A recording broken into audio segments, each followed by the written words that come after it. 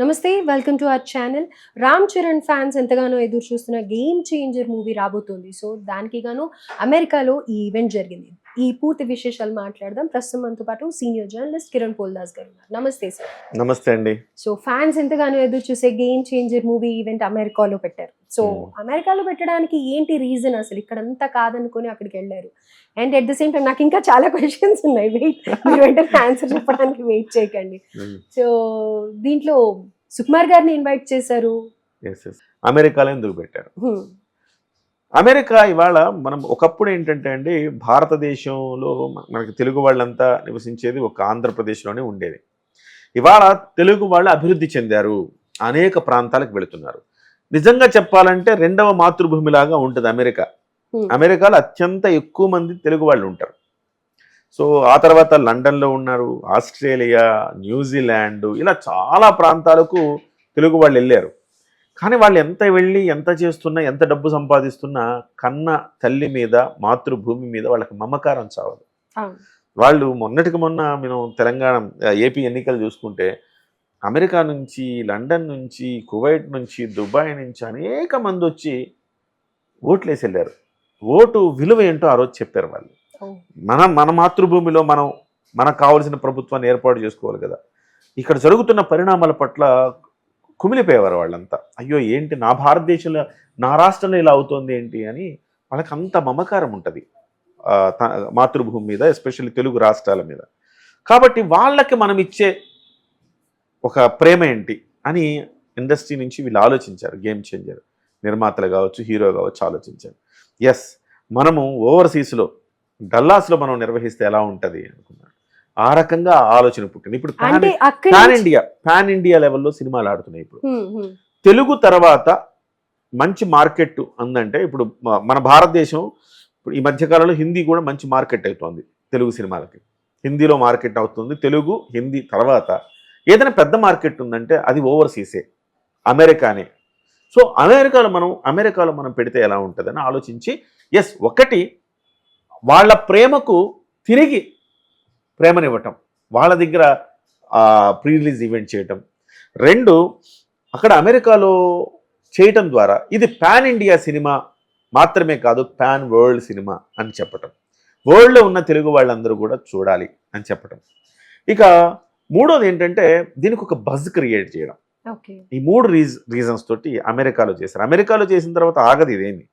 మళ్ళీ మనకి ఏపీలో చేస్తారు, అంటే మీ తెలంగాణ ఆర్ ఏపీలో ఒక చోట చేస్తారు, మళ్ళీ హిందీలో ఒక చోట చేస్తారు. హిందీలో ఆల్రెడీ చేశారు, మీకు గుర్తుందో లేదో, లక్నోలో చేశారు ప్రీ రిలీజ్ ఈవెంట్, లక్నోలో చేశారు.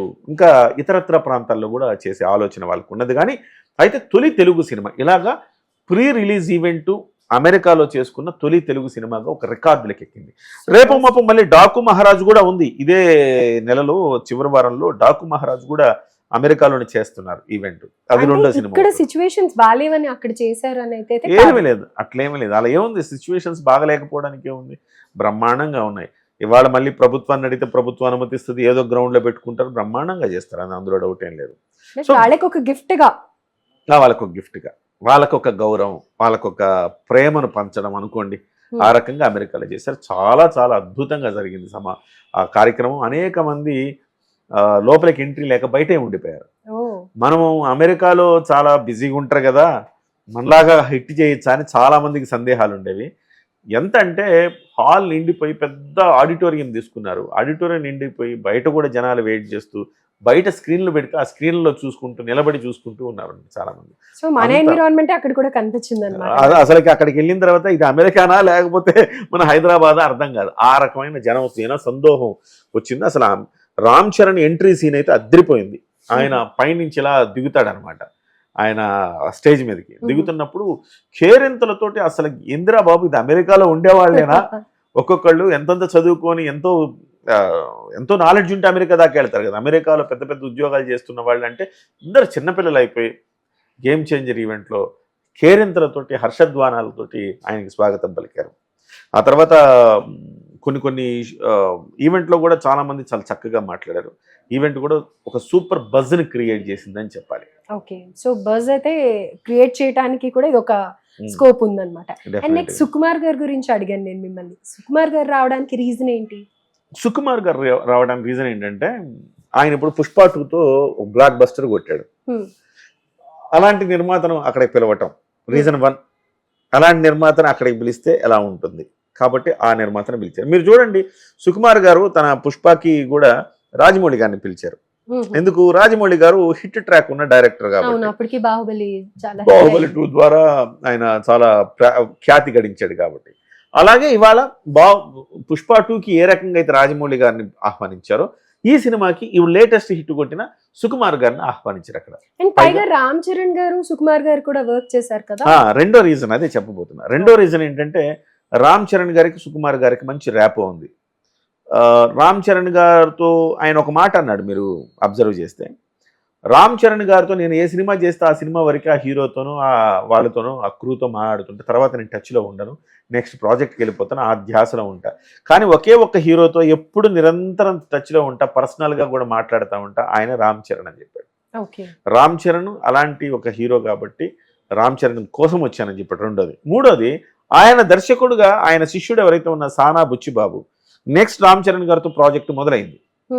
ఆ రకంగా కూడా అది కూడా తన శిష్యుడు ప్రాజెక్టే మొదలైంది కాబట్టి ఆ రకమైన బాండ్తో కూడా ఆయన రావటం జరిగింది.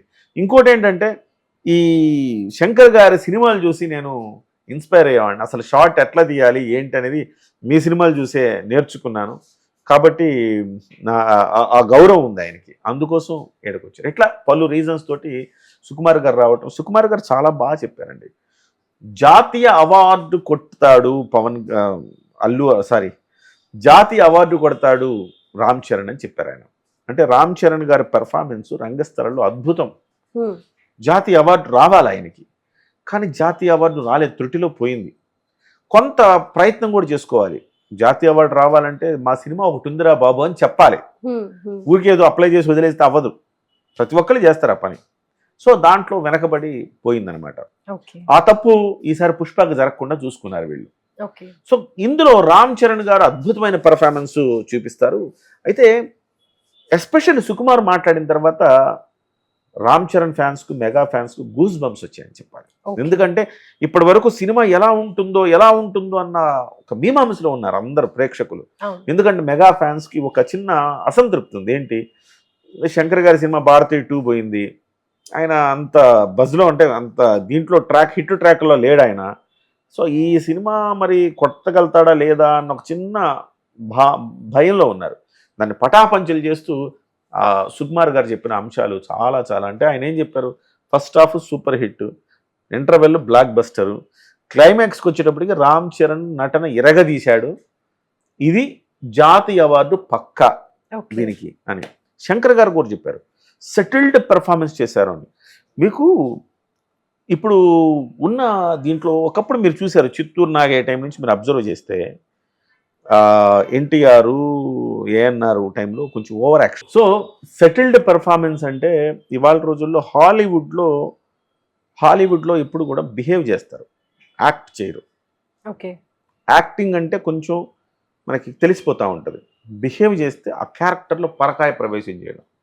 సో ఆ రకంగా రామ్ చరణ్ గారు బిహేవ్ చేస్తారు, ఏ పాత్రలోకి వెళ్ళినా బిహేవ్ చేస్తారు. ఆ సెటిల్డ్ పెర్ఫార్మెన్స్ రావటం ఎట్లా ఉంటుందంటే ఆ బిహేవ్ చేసి సెటిల్డ్ పెర్ఫార్మెన్స్ వస్తుంది. మీరు RRR చూశారు, RRRలో ఓపెన్గా ఉంటాడు జూనియర్ ఎన్టీఆర్, కానీ రామ్ చరణ్ క్యారెక్టర్ ఓపెన్గా ఉండటానికి లేదు. ఒకవైపు ఆయన వాళ్ళ ఆర్మీలో ఉంటాడు, వాళ్ళ పోలీస్ ఆఫీసర్గా, వాళ్ళ గవర్నమెంట్ సర్వీస్లో ఉంటాడు, బ్రిటిషర్స్ సర్వీస్లో. అదే సమయంలో తన వాళ్ళ పట్లే తాను కర్కశంగా వ్యవహరిస్తున్నాను అన్న ఒక బాధ గుండెల్లో ఉంటుంది ఆయనకి. ఆ గుండెల్లో ఉన్న బాధని చెప్పాలి, బయటపడకూడదు, కళ్ళతోనే భావాలు పలికించాలి.